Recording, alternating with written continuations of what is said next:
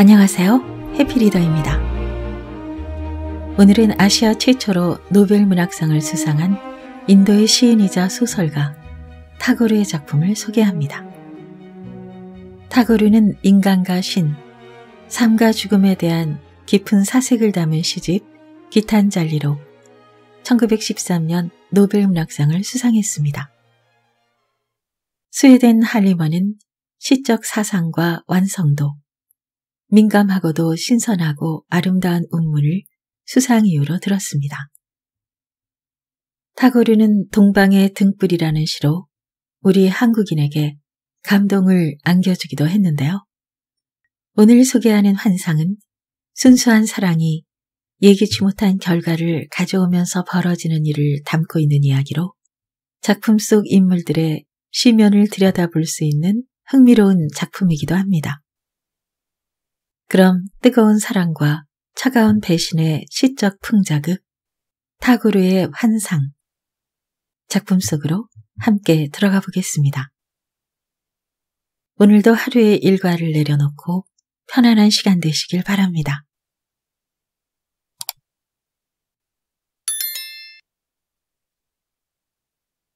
타고르의 환상.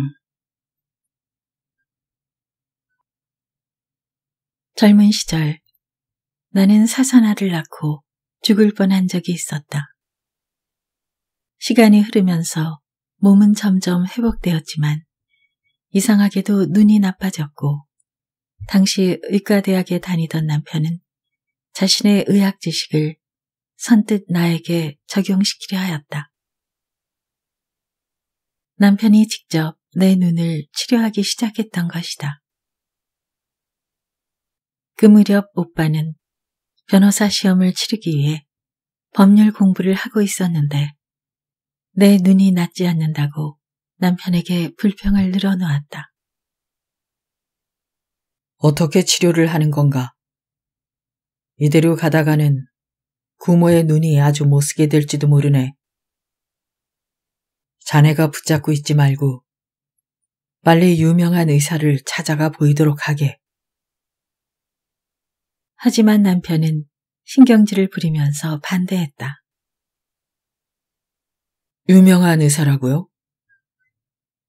그들이라고 해서 나보다 나은 줄 알아요? 이 정도의 병은 누구나 고칠 수 있습니다. 치료법이 아주 간단하다고요. 그렇다면 유명한 의사나 매제나 다를 것이 없다는 얘기인가? 오빠는 코웃음을 치면서 말했다. 처남은 아직 미혼이라 잘 모르겠지만 처남이 결혼 생활을 하다가 법률 문제가 발생했을 때 내가 이러니 저러니 떠들면 처남은 내 말을 듣겠습니까? 왜 의학 문제에 대해서 자꾸 귀찮게 왈가왈부하는 겁니까? 남편은 화가 나서 퉁명스럽게 말했다. 두 사람이 이렇게 언쟁을 하면 나는 혼자서 이렇게 생각해 보았다. 두 나라가 서로 싸울 때 가엾게 짓밟혀 욕을 보게 되는 것은 애꿎은 꽃들이고 고래 싸움에 등이 터지는 것은 새우이다. 둘이서 서로 언쟁만 하니 결국 손해보는 것은 나뿐이다. 하지만 일단 시집을 보낸 이상 우리 집에서는 더 이상 내 문제에 대해 간섭할 필요가 없지 않은가. 내가 기뻐하든 슬퍼하든 괴로워하든 이제는 친정에서 관여할 일이 아니다. 모든 것은 남편이 알아서 할 일이 아닌가. 나의 눈 때문에 서로 언쟁을 벌인 후 남편과 오빠는 더욱더 멀어지게 되었다. 그러던 어느 날 남편이 없는 사이에 오빠가 갑자기 의사 한 명을 모시고 왔다. 의사는 내 눈을 세밀히 관찰하더니 한심하다는 듯한 표정을 지으며 더 이상 방치한다면 나중에 큰 탈이 생길 것이라고 경고했다. 그리고 의사가 처방을 해주자 오빠는 사람을 시켜 약을 지어오게 했다. 나는 오빠에게 더 이상 간섭하지 않는 것이 좋을 것 같다고 말했다. 남편 몰래 의사가 드나들게 되면 좋지 않은 결과가 나올 것이 뻔했기 때문이었다. 평소에 오빠를 어려워하던 나는 상당한 용기를 내서 그렇게 말했고 오빠는 그 말에 매우 놀라워했다. 오빠는 어이가 없었던지 한동안 잠자코 있더니 이윽고 입을 열었다. 구모야, 앞으로는 의사를 불러오지 않을 터이니 약이나 잊지 말고 잘 먹도록 해라. 오빠는 밖으로 나갔고 얼마 지나지 않아 약을 가지러 간 사람이 돌아오자 나는 약봉지를 받아들고 아무렇게나 내던져버렸다. 오빠의 간섭을 불쾌하게 여긴 남편은 전보다 더 열심히 내 눈을 치료해 주었다. 그는 여러 가지 치료법을 총동원했고 나는 붕대로 감은 눈에 남편의 색안경을 끼고 그가 주는 물약과 가루약을 정성껏 먹었다. 심지어 구역질이 나서 넘어가지 않는 간유까지 마다하지 않고 그냥 마셨다. 남편은 병원에서 돌아올 때마다 걱정스러운 듯한 표정으로 좀 어떠냐고 물었다. 그러면 나는 의례 이렇게 대답하곤 했다. 한결 좋아졌어요. 그러면서 어느새 나는 거짓말쟁이가 되어버렸다. 눈에서 혹시 이상한 진물이라도 흘러내리면 나쁜 것이 흘러나오는 것이니 다행이라고 스스로를 달랬고 만약 그러한 진물이 줄어들면 남편의 의술이 훌륭하기 때문이라고 그를 높이 평가했던 것이다. 그러다가 더 이상 괴로움을 참을 수 없는 지경까지 이르고 말았다. 시력은 점점 약해졌고 머리까지 아파왔던 것이다. 당황한 남편은 그제야 의사를 부르는 것이 나을 것 같다는 눈치를 보여 나는 그렇게 하는 것이 좋겠다고 넌지시 암시를 주었다. 마음을 결정한 남편은 그날 중으로 영국인 의사 한 명을 모셔왔다. 의사와 남편 사이에 어떤 이야기가 오갔는지는 모르지만 아무튼 의사가 남편을 마구 꾸짖는 것 같았다.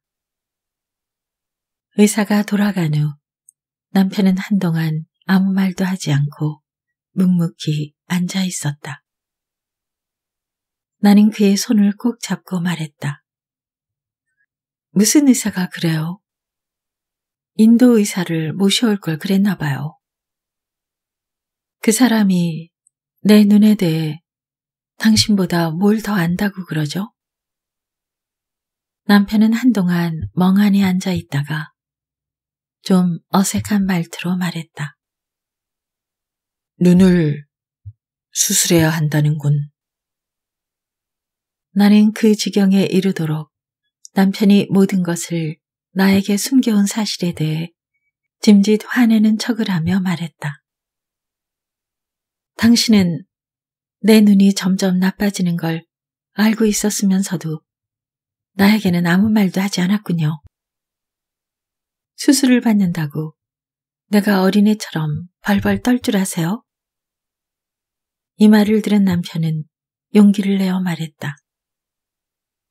남자들도 수술을 받아야 한다고 하면 모두들 무서워하는데 수술이라면 누구나 겁을 내거든. 그야 당연하죠. 남편들이란 아내 앞에서만 큰 소리를 치는 겁쟁이들이니까요. 남편은 어두운 얼굴로 나를 쳐다보다가 한동안 머뭇거리더니 말했다. 당신 말이 옳소. 남자들이란 정말로 쓸개 빠진 족속들이지. 나는 그 심각한 말을 웃음으로 받아넘기며 말했다. 남자들이 쓸개가 빠졌다면 여자들은 벨이 빠졌죠. 그때 오빠가 찾아왔다. 나는 오빠에게 내 곁에 앉으라고 하고는 이렇게 말했다. 오빠가 모셔온 의사의 말대로 했더라면 아무 일도 없었을 텐데 내가 그만 잘못해서 의사가 지어준 약에 내 화장품을 타서 먹었지 뭐예요. 그랬더니 그때부터 눈이 더 나빠져서 이제는 수술을 해야 한다는군요. 오빠는 한동안 생각에 잠겨 있더니 조용히 말했다. 네가 남편에게 치료를 받고 있으니 내가 나서서 이러쿵저러쿵 참견하기도 뭐해서 이제야 들렀다. 아니에요. 지금까지는 나 혼자 오빠가 모셔온 의사의 지시대로 치료해 왔어요. 아, 여자란 어찌하여 이토록 거짓말을 천연덕스럽게 해야만 한단 말인가. 엄마로서는 아이를 달래기 위해 거짓말을 하고 아내로서는 남편의 마음을 달래기 위해 거짓말을 해야 한다. 여자란 거짓말을 하며 살아가야 하는 숙명적인 존재인지도 모른다. 나의 거짓말은 오빠와 남편 사이에 좋지 못한 감정을 풀어주었다. 오빠는 남편 몰래 약을 쓰게 되어 병세가 악화되었다고 후회하였고 남편은 남편대로 오빠의 지시를 따르지 않은 것을 뉘우쳤던 것이다. 그리하여 두 사람은 나를 어느 영국 의사에게 수술을 받도록 하자고 의논했다. 수술은 왼쪽 눈부터 시작되었다. 하지만 내 눈은 그 수술을 감당할 수 없을 정도로 악화되어 있었고 수술 결과 나는 완전히 시력을 잃고 말았다. 희미하게 보이던 빛마저 볼 수 없게 되어버린 것이다. 어느 날 남편이 내 침대 곁에 앉으며 울먹이는 소리로 말을 했다. 당신을 볼 면목이 없구려. 내가 당신의 시력을 잃게 했으니 말이야. 나는 남편의 손을 꾹 쥐면서 말했다. 괜찮아요. 만약 당신이 아닌 다른 의사가 내 눈을 이렇게 해놓았다면 나는 그 무엇으로도 위로받을 수 없었을 거예요. 나는 오히려 다행으로 생각하고 있어요. 당신으로 인해 내가 시력을 잃었다는 것은 그나마 위안이에요. 옛날에 람찰드라가 부처님께 제사를 드릴 때 영꽃만으로는 부족하다는 생각이 들어서 자신의 두 눈을 바쳤거든요. 나의 두 눈도 부처님께 바친 거예요. 그러므로 당신은 이제부터 기쁘거나 즐거운 걸 보거든 나에게 이야기해 주세요. 그러면 나는 당신의 입을 통해 들은 그 말을 당신의 귀중한 선물로 생각하며 살아가겠어요. 물론 나는 이런 말을 하고 싶어서 한 것이 아니었다. 사실은 가슴이 꽉 막히는 듯한 느낌이었다. 하지만 나는 그렇게 말함으로써 내 마음을 다잡았다가 다음에 내가 실망을 하거나 신앙이 흔들리거나 내 자신이 비통하게 느껴질 때 그 말을 회상하며 나 자신을 달래보고자 했던 것이다. 그리하여 나는 다시금 평화롭고 사랑이 가득 찬 지난날을 되새겨보려 하였다. 나는 그러한 말로써 내 가슴속에 맺힌 슬픔을 남편에게 충분히 전해준 것이다. 나를 똑바로 바라보지 못하던 남편은 나직한 음성으로 이렇게 말했다. 여보, 내가 저지른 잘못은 이제 돌이킬 수 없을 지경이구려. 내가 할 수 있는 일이 있다면 그것은 언제나 당신 곁에서 힘이 닿는 데까지 당신의 두 눈이 못하는 일을 대신 해주는 것뿐이요. 아니에요. 나는 이 집을 시각장애인이 된 나 하나만을 위한 병원으로 만들 수는 없어요. 당신이 먼저 해야 할 일은 바로 재혼이에요. 이 말을 할 때 나는 거의 울먹이고 있었다. 나는 헛기침을 하면서 마음속에서 솟구쳐 오르는 설움을 누르려고 앞도 안 보이는 눈을 손수건으로 가렸다. 그러자 남편은 내 말을 가로막으며 말했다. 여보, 나는 바보였소. 위선자이자 모자라는 놈이오. 그러나 악한은 아니오. 나는 당신에게나 부처님께 맹세하지만 만약 내가 재혼을 한다면 천벌을 받을 것이오. 날벼락을 맞을 것이오. 아, 나는 어찌하여 그러하여금 그러한 맹세를 하도록 만들었단 말인가. 하지만 나의 가슴은 기쁨으로 벅차오르고 눈물이 마구 쏟아져 어찌할 바를 몰랐다. 나는 베개의 얼굴을 파묻고 흐느껴 울었다. 얼마 후에야 마음이 진정된 나는 남편의 머리를 가슴에 끌어안고 눈물을 닦으며 입을 열었다. 당신은 왜 그렇게 끔찍한 맹세를 하세요?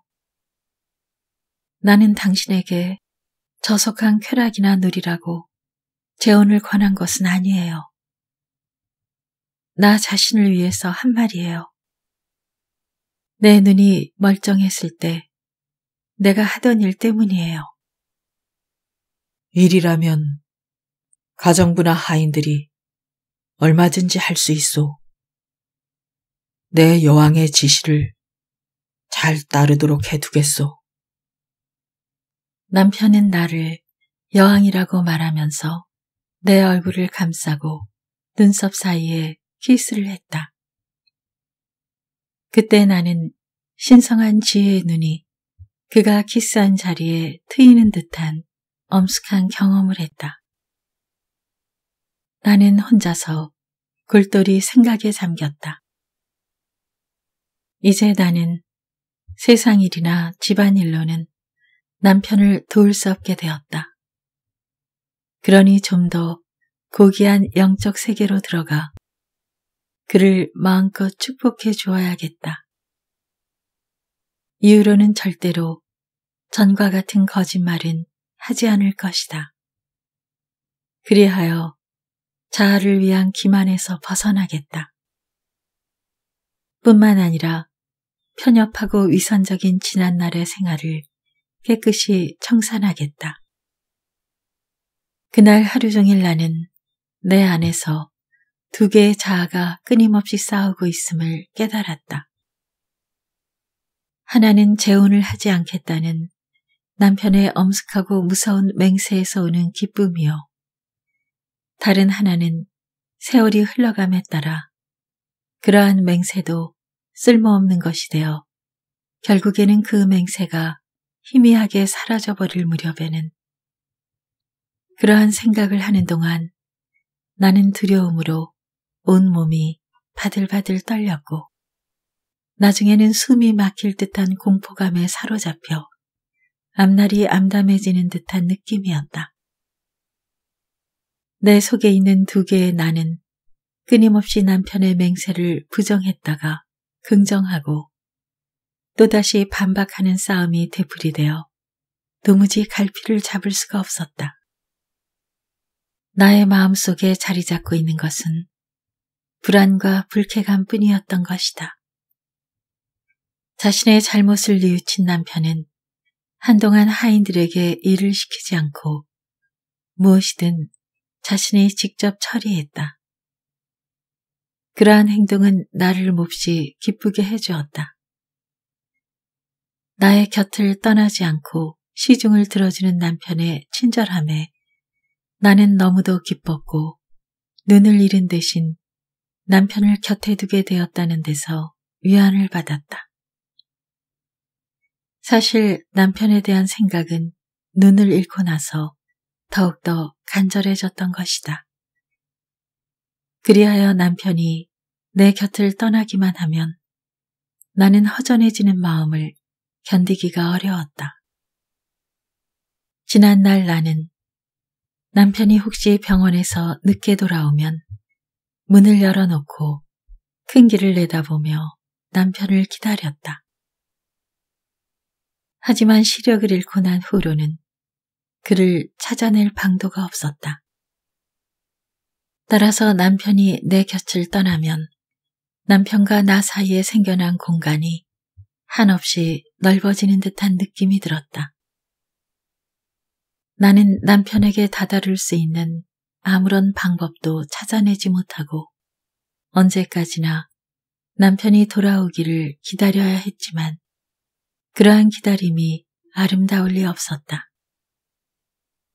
나는 점점 남편에게 짐이 되는 존재라고 생각하게 되었다.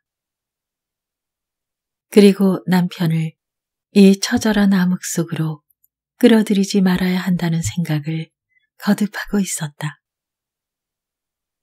얼마 지나지 않아 나는 촉각과 청각 그리고 후각을 동원하여 집안일을 조금씩 하기 시작했다. 비상한 재주를 배우게 된 것이다. 우리의 시각은 가끔 스스로를 해치는 경우가 있는데 나는 눈이 해야 할 일을 다른 감각을 이용해 충분히 해낼 수 있었다. 그렇게 내가 일을 익히게 되자 남편이 나의 시중을 들어주지 않아도 되었으므로 나는 남편으로 하여금 내 시중을 들지 못하도록 했다. 물론 남편은 그것은 자신의 참회하는 마음을 가로막는 짓이라고 불평했지만 이상하게도 그 말은 나의 시중을 들지 않게 되어 마음이 홀가분하다는 뜻으로 들렸고 입에 발린 말로만 생각되었다. 사실 앞이 보이지 않는 아내의 시중을 든다는 것은 남자가 하기 어려운 일로 남자다운 일을 하지 못하게 하는 장애물이기도 했다. 마침내 남편이 의과대학을 졸업했다. 남편은 우리가 살던 캘커타를 떠나 어느 작은 마을에서 병원을 개원하였고 나는 비록 앞을 볼 수는 없었지만 대자연의 품속에서 살아가게 된 것을 무척 기쁘게 생각했다.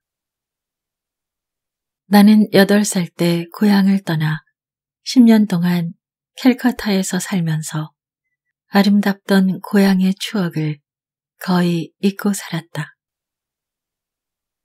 캘커타의 분주한 생활은 어린 시절의 추억을 송두리째 앗아갔는데 앞이 보이지 않게 되면서 비로소 어린 시절의 갖가지 추억들이 하나둘 떠오르게 된 것이다. 우리가 캘커타를 떠나 하싱퍼로 간 것은 9월 초순의 일이었다. 대자연의 냄새와 소리는 내 마음에 파문을 일으키면서 나를 고이 품어주었다.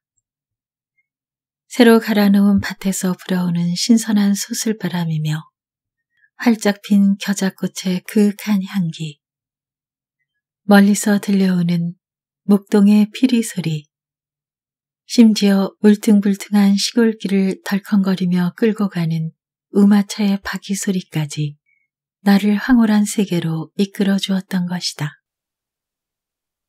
그러면서 어린 시절의 아름답던 생활이 다시금 내 앞에 펼쳐졌다. 비록 앞이 보이지 않게 되었지만 과거는 전혀 잊혀진 것이 아니었다. 나의 생활은 옛날의 유년 시절로 되돌아갔고 단지 다른 것은 어머니가 안 계시다는 것뿐이었다. 우리 집은 연못가에 울창하게 늘어선 보리수습 근처에 자리 잡고 있었다. 나는 머리를 풀어헤친 채 햇빛을 등지고 앉아 작은 제비콩을 까면서 저녁 식사 준비를 하시던 할머니의 모습을 머릿속으로 그려보았다.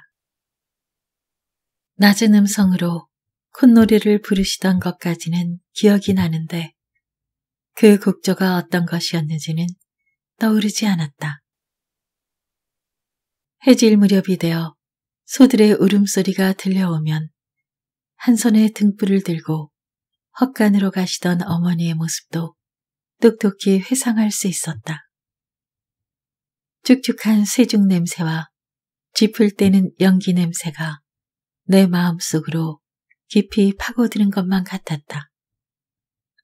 늘 분주했던 캘커타에서의 생활은 내 마음을 무디게 만들었을 뿐이다. 그곳에서는 인간이 마땅히 지녀야 할 고귀하고 신성한 아름다움을 모조리 상실하고 말았던 것이다. 어느 날 한 친구가 찾아와 말했다. 예, 너는 왜 가만히 당하고만 있니? 만약 내가 그런 변을 당했다면 나는 남편과 2번 다시 상종하지 않을 거야. 그 친구는 나에게 뒤늦게야 의사를 불러온 것에 대해 핏대를 올리며 책망했다. 앞이 보이지 않게 된 건 내 팔자야. 그렇다고 남편과 인연을 끊으라는 거야? 아직 나이도 어린 내가 이토록 고루한 말을 하자 그 친구는 머리를 설레설레 흔들며 나를 비웃고는 떠나가 버렸다. 그때 내가 아무리 좋은 말을 했더라도 그녀에게 좋은 인상을 심어주지는 못했을 것이다. 캘커타는 그처럼 쓸모없는 잡담이나 농담으로 사람의 마음을 뒤흔드는 곳이었다. 그러나 시골로 돌아온 이후 나는 어린 시절에 소중하게 간직했던 모든 희망과 꿈이 다시금 싹 트오는 것을 느꼈다.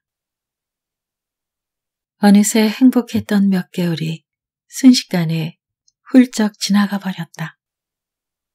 남편은 훌륭한 의사라는 평판을 듣게 되었고 돈도 제법 벌어들였다. 하지만 돈이 있으면 불행이 따르고 명예를 얻으려면 시련을 겪게 마련이다. 특히 시각장애인은 여느 사람보다 말초신경이 예민하게 발달하는데 나는 남편에게 재물이 붙게 되자 신변에 변화가 생기고 있음을 감지하게 되었다.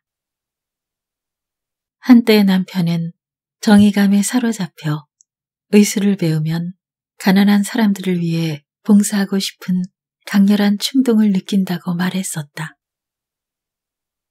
그는 돈을 내지 않으면 치료를 해주지 않는 의사들을 경멸하고 가난한 환자들의 딱한 사정을 매우 동정했던 것이다. 그런데 지금 남편은 완전히 변해버렸다. 지난날 자신이 경멸하던 사람들과 다름없이 구두쇠가 되었던 것이다. 어느 날 한 가난한 아주머니가 하나밖에 없는 아들을 데리고 와 힘없는 목소리로 아이의 목숨을 건져달라고 애원했지만 남편은 냉담하게 그녀의 애원을 거절하고 말았다. 나는 그녀를 도와주기를 간청했으나 남편은 시치미를 떼고 자기 일에만 열중하고 있었다. 우리가 어렵게 살던 신혼 시절에는 이에 타산의 밝은 사람을 몹시 싫어하고 자신의 고결한 자세에 자부심을 갖고 있던 남편이 은행 계좌에 돈의 액수가 늘어난 후에는 부호들과 어울려 몰려다니기 일쑤였다. 왜 그렇게 변했을까? 내가 시력을 잃기 전에 남편은 어디로 간 것일까? 실명한 내 두 눈썹 사이에 키스하며 나를 여왕으로 끌어올릴 남편은 어디로 갔단 말인가. 흔히 일시적인 실수로 갑자기 타락한 사람은 강한 충격을 받으면 다시 소생할 수 있다. 하지만 도의적인 기질이 메말라가는 사람, 자신도 모르는 사이에 내면 세계가 좀먹어가는 사람은 결국에는 돌이킬 수 없는 죽음의 함정에 빠져들고 만다. 즉 순간적으로 기절에 쓰러진 사람은 소생시킬 수 있지만 여러 해 동안 말라빠진 사람은 소생시킬 가망성이 거의 없는 것이다. 시력을 잃었기 때문에 헤어진다는 것은 오직 육체적인 조건에 지나지 않는다. 하지만 그가 내 곁에 있으면서도 나와 다른 생각을 갖고 살아간다는 사실을 알게 된 후로 나는 견딜 수 없는 안타까움에 숨이 막힐 지경이었다. 언제나 나는 무한한 사랑과 굽힐 수 없는 신앙을 마음속에 간직해왔으나 남편은 돌이킬 수 없을 만큼 돌덩이처럼 차가운 성품의 소유자가 되고 말았다. 그는 돈이라는 무력에 눈이 어두워 황폐한 곁길로 마구 달려가고 있었던 것이다.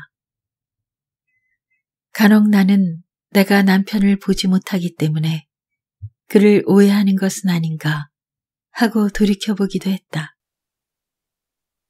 하지만 내가 지금 생각하고 있는 남편은 내 상상과 그때그때의 기분에 따라 추리되는 존재인 것이다.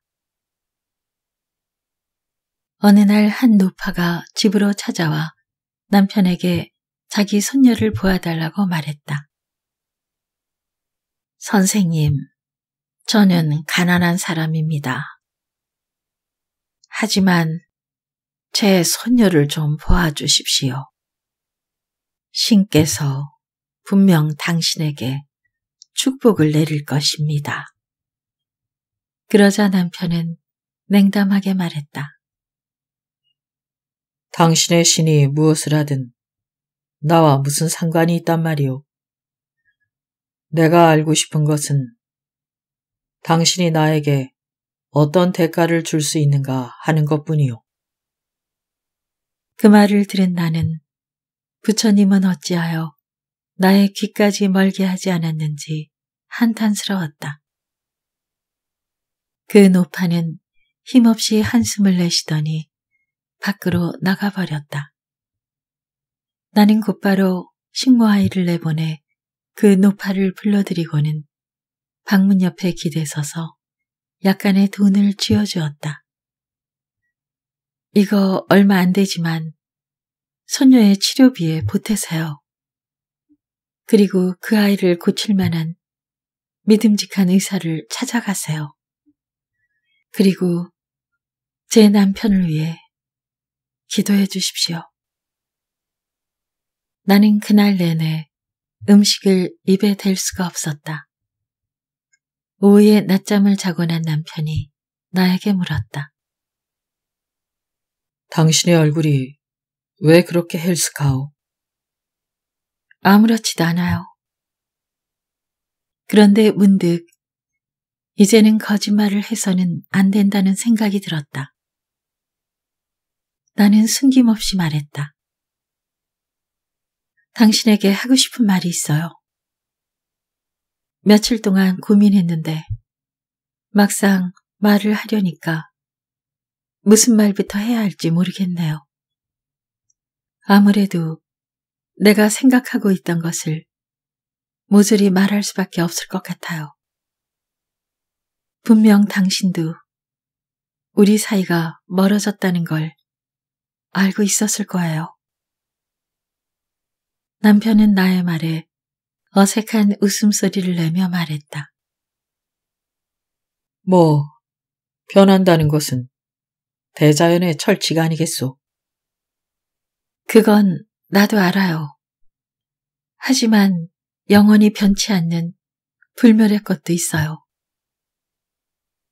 그는 잠옷 심각한 어투로 입을 열었다. 세상에는 슬픔을 지닌 여인이 많소. 그리고 돈을 벌지 못하는 남편을 가진 여인도 많고, 뿐만 아니라 남편의 사랑을 받지 못하는 여인도 허다하오. 그런데 당신은 공연히 속을 썩이고 있구려.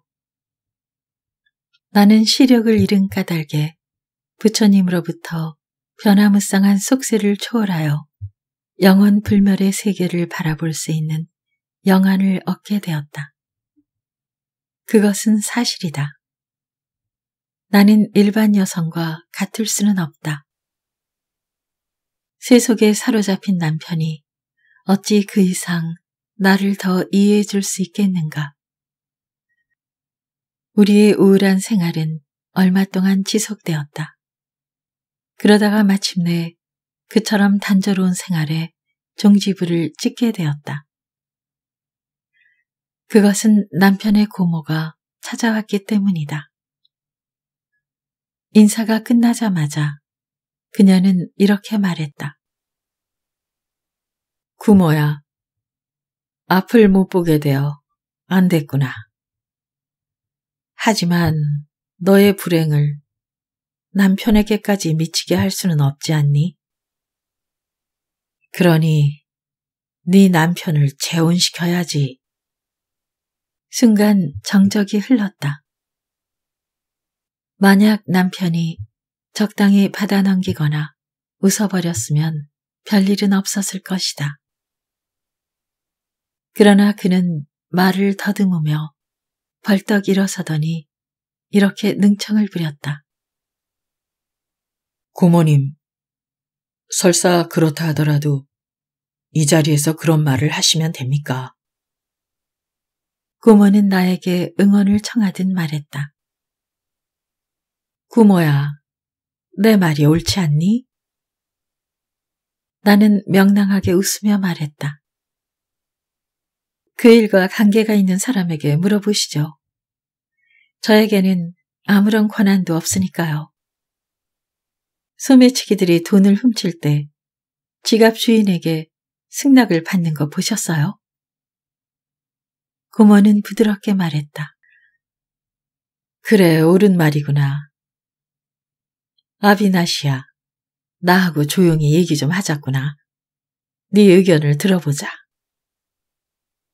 며칠이 지나자 남편은 결국 내 앞에서 고모에게 집안 살림을 거들어줄 만한 점잖은 집안의 아가씨를 물색해달라고 말했다. 나는 묵묵히 그들이 주고받는 말을 듣고 있었다. 그런 여자야 많지. 내 사촌에게도 관연한 딸이 하나 있는데 아주 예쁘단다. 네가 보기만 하면 단박에 마음에 들 거다.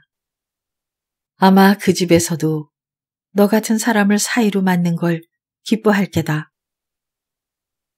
그러자 남편은 시치미를 떼고 헛기침을 하면서 말했다. 아니, 언제 제가 새 장가를 들겠다고 했습니까? 그러자 고모가 말했다. 그럼 결혼도 하지 않고 점잖은 집안의 딸을 어떻게 너희 집에 와 있게 하겠느냐? 남편은 고모의 말에 일리가 있다고 생각했는지 가만히 침묵을 지키고 있었다. 이윽고 남편이 밖으로 나가자 나는 아무도 없는 방에서 혼자 기도를 올렸다. 오 부처님, 내 남편을 버리지 마옵소서.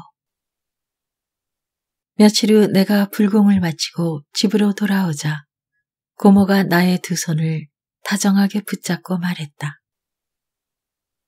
구모야, 며칠 전에 우리가 얘기했던 그 처녀가 지금 여기 와 있단다. 이름은 해모인데 널 만나서 아주 기쁘게 생각할 거다. 해모야, 이리 와서 언니에게 인사하렴. 바로 그 순간 남편이 들어왔고 낯선 아가씨를 보고 당황하는 듯한 기색이었다. 아비나시야, 이 아가씨는 내 사촌의 딸이다. 이름은 해민기니이고 해모라고 부른단다. 너를 보러 여기까지 왔다. 해모야, 이리 와서 인사해야지. 남편은 마치 전혀 뜻밖이라는 듯 몸둘 바를 모르는 채 하더니 고모에게 그녀가 언제 어떻게 왔는가를 물었다. 나는 일이 번거로워지는 것이 싫어 얼른 해민기니의 손을 붙잡고 방으로 들어왔다. 나는 그녀의 얼굴과 팔과 머리를 조용히 더듬어 보았다. 17살쯤 되어 보이는 아름다운 아가씨였다. 뭘 하시려는 거예요? 혹시 저에게 체면술이라도 쓰는 건가요? 명랑하게 울려 퍼지는 소녀의 맑은 웃음소리가 우리 사이에 가로놓인 검은 구름을 순식간에 날려버렸다. 나는 나의 오른팔을 그녀의 목에 얹으며 말했다. 당신의 생김새를 알고 싶었을 뿐이에요. 날 알아보시려고요? 그녀는 깔깔거리며 웃었다. 내가 당신의 지붕 위에 매달린 바가지처럼 생각되던가요? 내가 얼마나 여물었나 보시려고 그렇게 샅샅이 만지시는 건가요? 해모, 나는 앞이 안 보여요. 내가 이렇게 말하자 그녀는 입을 다물고 조용히 앉았다. 나는 그녀가 호기심에 가득 찬 눈으로 내 눈을 뚫어지게 들여다보는 듯한 느낌이 들었다. 그녀는 분명 동정어린 눈빛으로 나를 바라보고 있을 것이다. 그녀는 곧 사실을 알아차렸다는 듯 조심스러운 태도로 입을 열었다. 그렇군요. 그래서 당신 남편이 고모에게 와서 함께 있어 달라고 하셨군요. 아니, 그럴 리가 없어요. 남편은 그런 부탁을 할 사람이 아니에요. 그건 잘못 생각한 거예요. 고모가 아마 자기 마음대로 오신 걸 거예요. 내 말을 들은 해민기니는 산울림 같은 웃음을 터뜨리고 말했다. 참으로 훌륭한 고모시네요. 조카의 일을 그렇게 염려해 주시다니. 초대도 하지 않았는데 오신 것이 마땅치 않겠네요. 그래도 이미 오셨으니 당분간은 여기에 머물러 계실 거예요. 틀림없어요. 그러고는 다소 망설이며 말을 이었다. 그런데 우리 아버지가 저를 왜 여기로 보내셨는지 혹시 모르세요? 아시면 이야기 좀 해주세요. 그런 말을 나누고 있는데 고모가 들어왔다. 그러자 그녀는 고모에게 말을 던졌다. 작은 어머니, 언제쯤 돌아가죠? 고모는 그 말을 듣더니 난처한 듯한 표정으로 말했다. 넌 왜 그런 말을 하니? 얘, 너처럼 한 군데 오래 붙어있지 못하는 애는 처음 봤다. 나 참 오자마자 돌아갈 생각부터 하다니. 이 집은 작은 어머니에게는 가까운 친척이니까 상관없지만 제가 무슨 염치로 오래 머물러 있겠어요? 정말로 저는 이 집에 오래 머물러 있을 수 없어요. 그녀는 내 손을 살며시 잡더니 나에게 물었다. 언니는 어떻게 생각해요? 나는 그녀를 와락 끌어안았다. 그러나 아무 말도 하지 않았다. 나는 그녀의 따뜻한 체온을 느끼고 있었다. 고모는 난처했던지 분위기가 어색해지자 그녀에게 함께 목욕이나 하자고 말했다. 싫어요. 나는 언니하고 함께 하겠어요.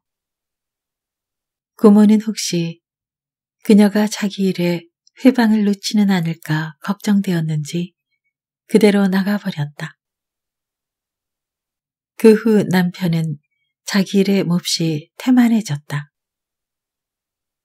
그는 먼 곳에서 왕진을 부탁하면 모조리 거절해버렸고 가까이 있는 환자도 마음에 내키지 않으면 모르는 체하고 지나쳐버리기 일쑤였던 것이다. 전에는 점심때와 밤에 잠을 자기 위해 집에 들어왔지만 요즘은 시간마다 드나들며 고모와 쑥떡공론을 일삼았다. 하루는 남편이 집에 들어왔을 때 고모가 해민기니에게 물을 한 그릇 떠오라고 일렀다. 그녀는 처음에는 시키는 대로 했지만 나중에는 고모의 부탁을 모조리 거절해버렸다.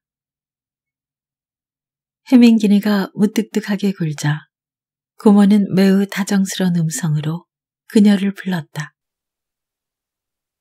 해모, 예, 해민기니야. 하지만 해모는 나에게 매달리면서 말없이 자신의 안타까움을 표시했다. 그녀는 두려운 심정으로 말을 잃은 모양이었다. 그녀는 간혹 사냥꾼에게 몰리던 짐승이 자신의 운명을 알고 오금을 못 펴는 것처럼 나에게 달려와 매달리곤 했다. 그러한 사태가 벌어지고 있을 무렵 캘커타로부터 오빠가 찾아왔다. 나는 오빠의 통찰력이 얼마나 날카로우며 한편으로 그의 처지가 어느 정도로 난처해 있는지 잘 알고 있었다. 나는 행여나 남편이 오빠의 승낙을 받고 그 앞에서 우리의 거취 문제를 매듭짓지는 않을지 염려스러웠다. 그리하여 나는 공연히 즐거운 분위기를 만들어 우리에게 일어난 사건을 숨기려 하였다. 하지만 나의 지나친 수사는 오히려 분위기를 부자연스럽게 만들고 말았다. 남편은 불안했던지 대놓고 오빠에게 언제까지 머물 것인지를 물었고 남편의 무례함에 오빠는 부득이 떠날 수밖에 없었다. 하지만 떠나기 전에 오빠는 내 머리 위에 손을 얹고 말없이 서 있었다. 오빠의 손은 떨렸고 눈에서는 뜨거운 눈물이 솟구치고 있음을 나는 느낄 수 있었다.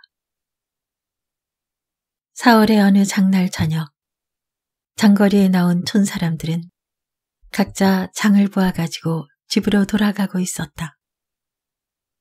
하늘은 잔뜩 흐려 있었던지 축축한 흙냄새와 함께 비를 몰아오는 바람이 세상을 습기로 가득 채웠다. 나는 방 안에 혼자 있을 때면 혹시나 옷에 불이라도 붙지 않을까 하여 침실에 불을 켜놓지 않는 습관이 있었다. 나는 어두운 방바닥에 무릎을 꿇고 엎드려 신께 안타까운 나의 심정을 호소했다. 나는 어찌하면 좋습니까? 나는 소경이 되어 당신을 볼 수 없나이다. 나는 내 손에서 방울방울 피가 떨어지기까지 견디어 보렵니다.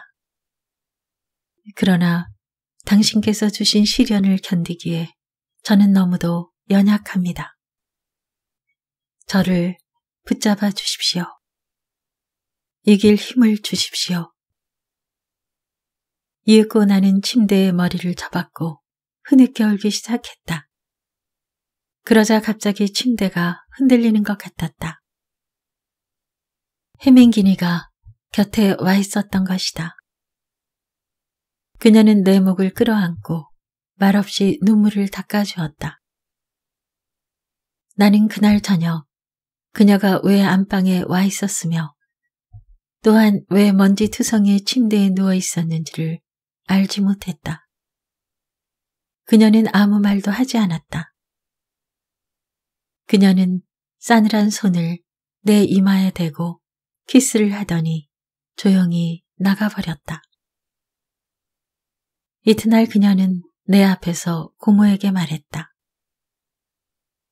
작은 어머니는 더 머무시겠어요? 저는 떠날래요.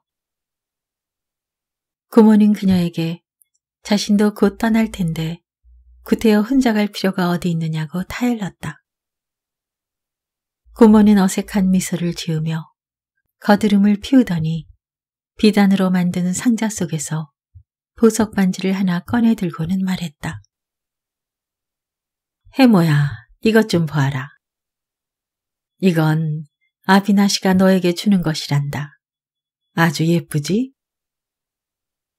해민기니는 고모의 손에서 반지를 빼앗아 들었다.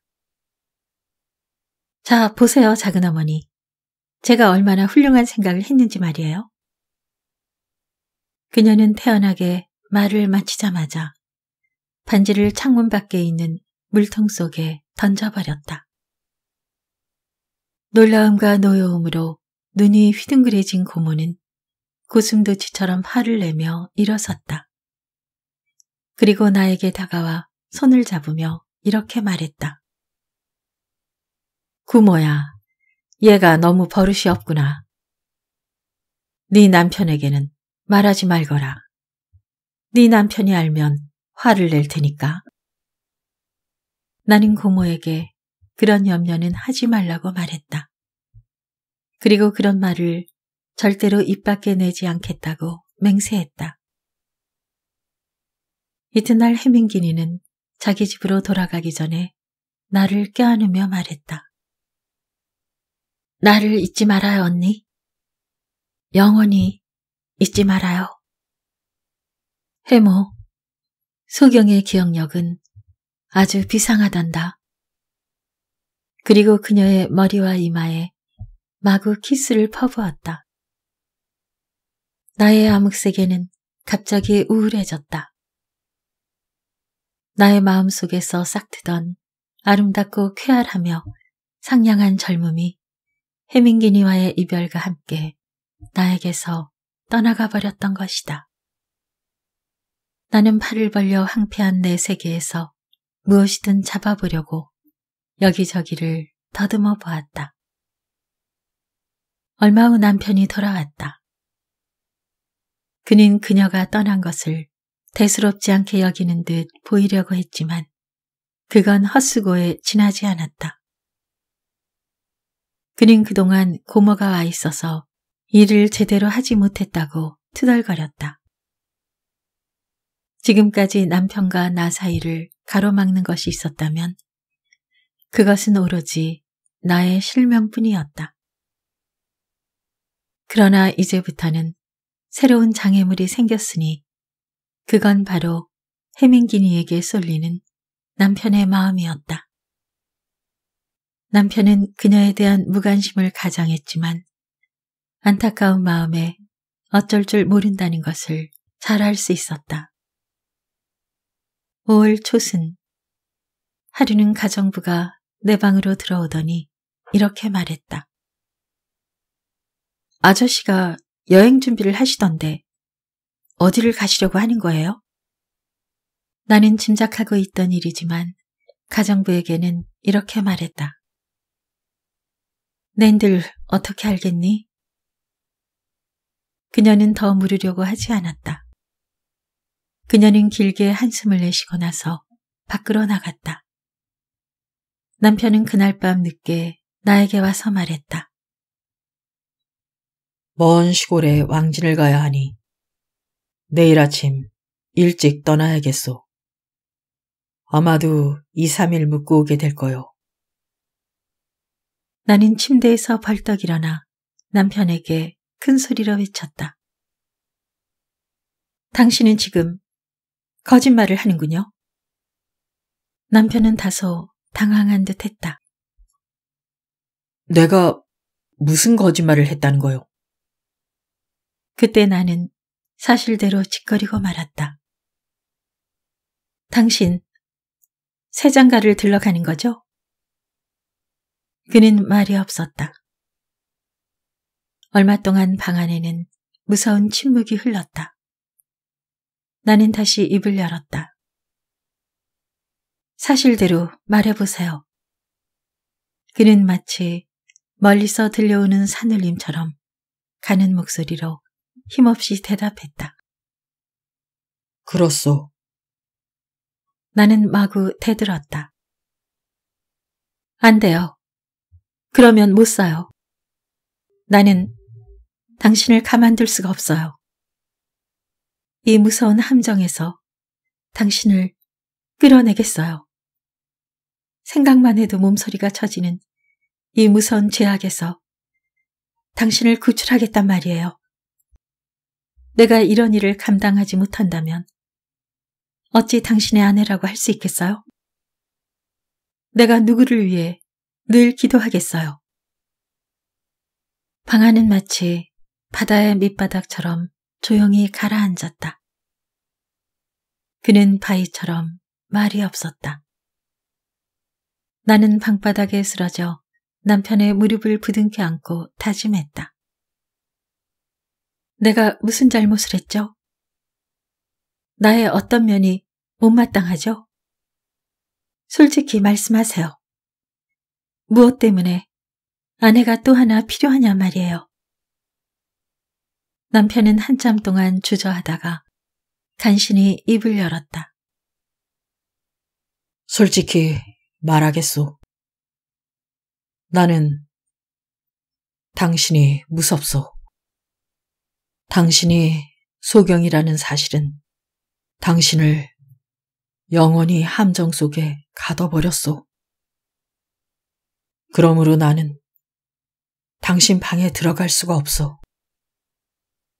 당신은 여자라기보다 나에게는 신처럼 무서운 존재요. 솔직히 나는 당신과 생활을 같이 할 수가 없소. 나에게는 여자가 필요하오. 특별한 여자가 아니라 그저 보통 여자가 필요하단 말이오. 내 마음대로 꾸짖기도 하고 달랠 수도 있는, 그리고 무엇이나 시킬 수 있는 그런 여자 말이오. 내 눈에서 눈물이 마구 쏟아져 나왔다. 내가 보통 여자가 아니고 무엇이란 말인가? 나는 분명 정상적인 여자이다. 내가 남편에게 정상적인 여자가 아니고 무엇이란 말인가? 믿을 수 있고 의지할 수 있으며 사랑할 수도 있는 정상적인 여자가 아니고 무엇이었단 말인가? 그때 내가 무슨 말을 했는지 모두 기억할 수 없지만 이것만은 아직 생생하게 떠오른다. 신 앞에서 맹세하지만 나는 당신의 이 옳지 못한 행동을 못하게 할 것이고 당신의 맹세를 지키게 할 거예요. 당신이 이 천인공노할 무서운 죄악을 범하기 전에 내가 가부가 되든 해밍기니가 죽든 무슨 끝장이 날 테니까. 나는 이 말을 마치고 기절하여 방바닥에 쓰러지고 말았다. 정신을 차렸을 때는 주위에 아무도 없었고 오로지 정적만이 흐르고 있었다. 이튿날 나는 하루 종일 기도만 올리고 있었다. 저녁에는 우레소리와 함께 모진 폭풍우가 마구 쏟아졌고 나는 나에게 어떠한 고난이 닥쳐오더라도 남편을 이 무서운 죄악의 함정에서 구해달라고 기도했던 것이다. 날이 밝아왔어도 나는 계속 쪼그리고 앉아 기도하고 있었다. 그런데 저녁 무렵 문을 마구 흔들어대며 요란하게 두드리는 소리가 들려왔다. 그들이 문을 박차고 들어왔을 때 나는 의식을 잃고 방에 누워 있었다. 그들이 나를 방으로 옮겼던 것이다. 나중에 정신이 들자 누가 내 귀에 대고 속삭였다. 언니. 나는 해밍기니의 무릎을 베고 누워 있었던 것이다. 내가 머리를 움직이자 비단 옷에서 바스락거리는 소리가 들려왔다. 그건 분명 신부가 입는 비단 옷에서 나는 아름다운 소리였다. 아, 어찌된 일일까. 내 간절한 기도에도 불구하고 남편이 기어이 일을 저질렀단 말인가. 해민길이는 머리를 숙이고 귀여운 목소리로 말했다. 나는 우리의 결혼에 대해 언니의 축복을 꼭 받으러 왔어요. 그 말에 내 몸은 마치 벼락을 맞은 듯 통나무처럼 뻣뻣해졌다. 나는 가슴이 울렁거리고 현기증이 일어나는 것을 억제하며 이렇게 말했다. 내가 왜 너의 결혼을 축복하지 않겠니? 너는 아무런 잘못도 없는데. 잘못이 없다고요? 그럼 누구에게 잘못이 있단 말이에요? 나는 억지로 미소를 지으며 속으로 이렇게 생각했다. 내가 아무리 간절히 기도했어도 생명을 내건 것은 아니었다. 그러므로 신의 뜻에 합당하지 못했을 것이다. 그러나 당신의 섭리 안에서 나의 소망과 성실성이 그들과 충돌하는 일이 없도록 해주십시오. 해맹기니는 내 앞에 꿇어 엎드렸다.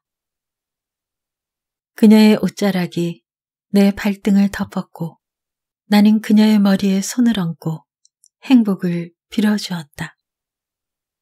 항상 축복이 떠나지 않기를, 언제나 행운이 함께하기를. 해민기니는 기도가 부족했던 모양인지 이렇게 말했다. 언니가 빌어주는 그 축복은 내 마음에 흡족하지 못해요. 언니, 우리의 행복을 위해 더 빌어주세요. 그리고 언니의 거룩한 두 손으로 내 남편 되는 사람을 언니 집에 맞아주세요. 제가 그분을 언니에게로 모셔오도록 해주세요. 나는 거절할 수가 없었다. 그래, 모셔오려무나. 나는 의무적으로 대답했다. 얼마 후에 귀에 익은 발걸음 소리와 정다운 목소리가 들려왔다. 구모, 그동안 잘 있었니? 나는 벌떡 일어났다. 그리고 방바닥에 꿇어 엎드려 소리쳤다. 오빠! 해민기니는 마구 웃어댔다. 언니는 아직도 모르세요? 이제는 그의 귀를 잡아 비틀며 마구 야단도 쳐보세요. 오빠는 나하고 결혼했으니까요. 나는 그제야 사태를 알아차렸다. 남편은 그 무서운 죄악에서 구원받은 것이다. 그는 죄악의 함정에 빠지지 않았던 것이다. 나는 오빠가 절대로 결혼하지 않겠다고 결심한 것을 잘 알고 있었다. 더욱이 어머니가 돌아가신 뒤로는 결혼 생활에 종교적인 거룩한 면이 없다는 이유로 거부하고 있었다. 하지만 나의 공경을 동정하여 자신의 굳은 결심을 취소한 것이다. 오빠는 오로지 나를 위해 결혼한 것이다. 사람이 너무 기뻐도 눈물을 쏟게 마련이다. 뜨거운 눈물이 나의 두 볼을 타고 흘러내렸다. 나는 울지 않으려고 했었지만 어떻게 할 도리가 없었다. 오빠는 손가락으로 말없이 내 머리를 쓰다듬어 주었다. 해민기니는 나에게 매달려 웃기만 했다. 그날 밤 나는 남편의 안부가 걱정되어 거의 잠을 이루지 못했다. 그가 수치심과 실망에서 오는 큰 충격을 어떻게 수습할 것인지 염려되었던 것이다. 자정이 지나자 방문이 조용히 열리는 소리가 들려왔다. 나는 일어나 그가 누구인지 확인했다. 틀림없이 남편의 발자국 소리였다. 나는 심장이 마구 뛰며 가슴이 뿌듯해짐을 느꼈다. 그는 침대로 다가와 내 손을 잡으며 말했다. 멸망의 골짜기로 빠져들어가는 것을 당신 오빠가 구해주었소. 나는 잠시 동안의 실수로 말미암아 무서운 골짜기로 끌려 들어가고 있었소. 나는 악의 유혹을 받아 헤어날 길이 없게 되었소. 내가 배에 오를 때 무슨 짐을 들고 갔는지는 오직 신만이 아실 것이오. 강은 억센 물결로 소용돌이쳤으며 폭풍우는 온 세상을 뒤덮었고 무서운 공포심에 사로잡힌 나는 순간적으로 죽고 싶은 충동이 일었소. 그럼으로써 무서운 사슬에서 벗어나게 되리라고 생각했소. 내가 마스단스에 다다랐을 때 나에게 들려온 소식은 나를 죄악의 사슬에서 벗어나게 하였소. 그건 당신의 오빠가 해밍기니와 결혼하였다는 사실이었소. 그때 나의 기쁨과 부끄러움을 당신에게 이루 다 표현할 수가 없구려. 나는 내가 타고 온 배로 달려갔소.